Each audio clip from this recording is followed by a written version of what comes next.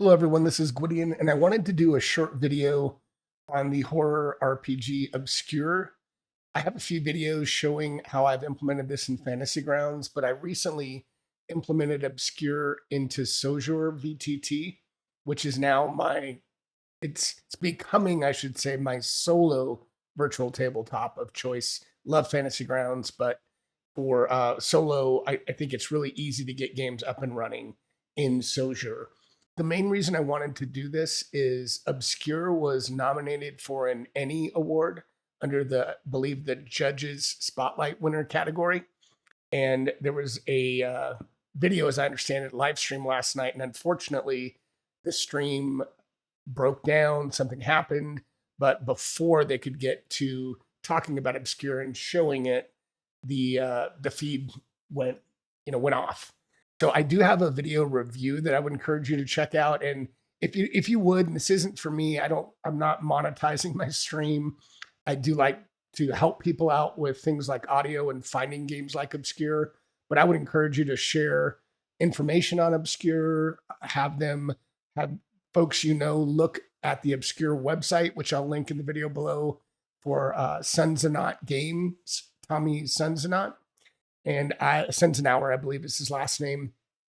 I've also purchased Groton from him. I purchased Obscure, the book, the dice, everything, and it's a really fun game. So try to spread the word out there if you guys like it and you like what you see, and take a look at the review I did, and if you like it, encourage others to take a look at it as well. So let me quickly go through how I set this up in Sojour.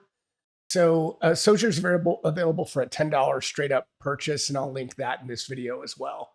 But if you look at my campaign folder here, I've got a number of characters. Now, there's a number of characters that show as deactivated, and I actually should probably deactivate all of them. But right now, it's showing the monster that comes in the first scenario, or the big boss entity, if you will, is called the Child. So I have that under deactivated characters. And I also have, if you die, death is not the end. You can become an evil or a helpful spirit.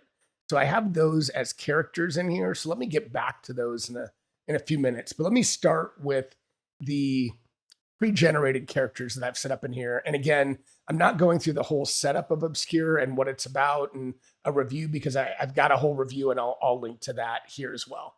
Let me double click on Brian Henderson. So this is one of, I think, 8 pre-generated characters that come in the book, but you can see I have his token. This is right out of the book. I do have trackable characteristics. You can change these, but really all you need to worry about principally are energy points and anxiety points. And so those become live that you can track on the map if you drag and drop this token, which I'll do in a bit.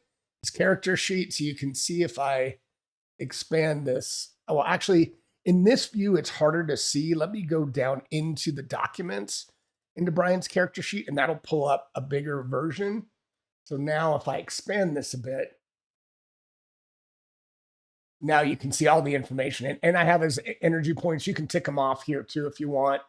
Anxiety points, flashbacks, you can add conditions and effect. If you're in a campaign, you can track energy or inventory points. But so all the information that you need is right here on the first page. The second page is what happens if you die. You roll a d6, and I have that table built out, a very simple table. I have that in Sojour.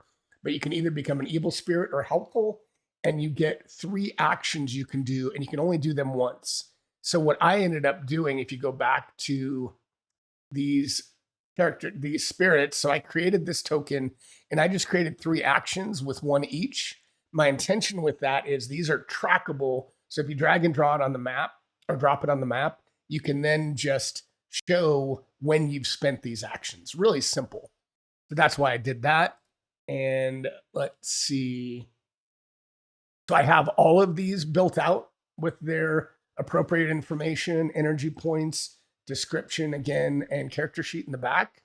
So I've got all of that. For documents, you can easily do what I do. And I like to create snippets. Like, I brought in the entire core rulebook, really easy to just right click, add a document. And from your hard drive, if you purchased Obscure, just drop the entire PDF in, and it also has a little table of contents on the rail. So if you are looking for something specific, you can go to it from the left rail. And so you can bring in the whole core. But what I like to do is I also like to have little quick snippets. So I end up printing sections of the rulebook. So like energy points, I have that as a separate. So that way I can just quickly say, oh yeah, that's what energy points are about. I can read about them. Then I can close that without having to look anything up.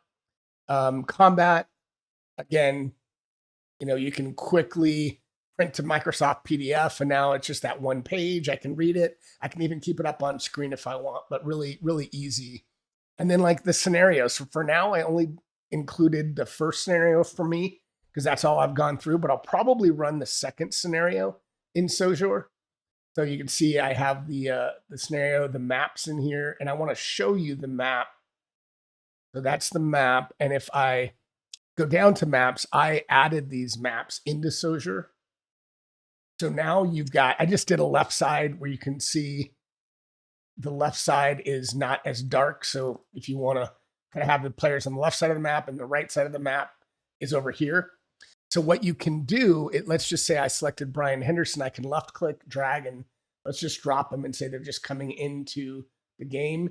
You'll see that his energy point bar is in here.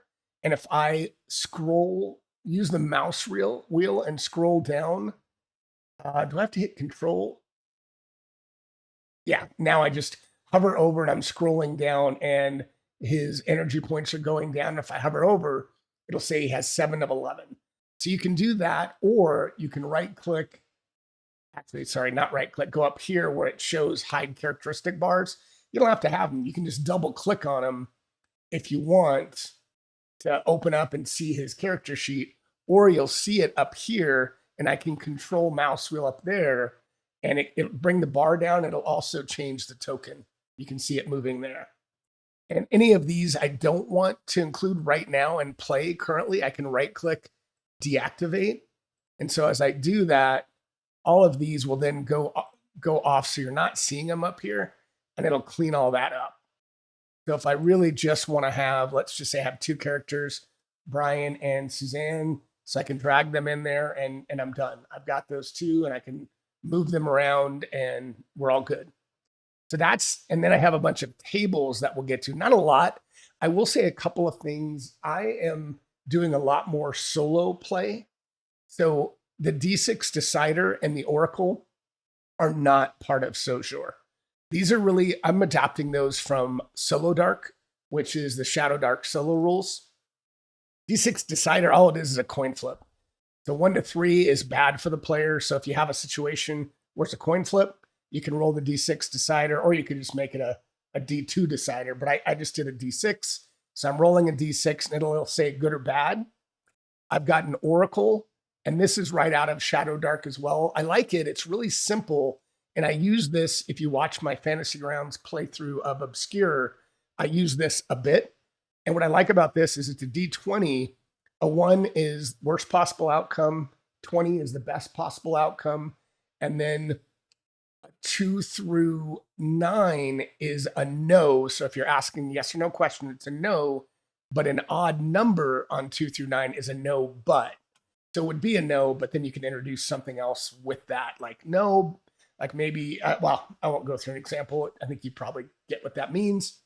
And then you have yes and yes, but, and then there's a twist. So if you get a 10, it's some kind of twist that you could kind of come up with on your own. So those are I'm only doing that because I'll play this solo. So let's go into the journal. So I created a journal just called Test Journal.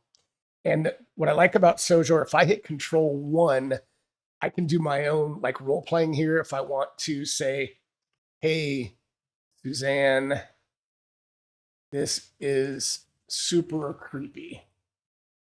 And then I can role play Suzanne. Control 2 says, you aren't hitting, whatever, but I could keep this as a diary. And then if I need to do my rolls, so all of my tables, I'm not using the combat here. You can create combat flows, but I don't really see the need to for now. But if you roll on this, let's just say we're doing we're doing our character to begin with. So I want to look for devices and gear. So I can left click on that and then roll by hitting the green button. And it says, look, the first piece of equipment I get are night goggles. So if you're creating your own character, you can do that.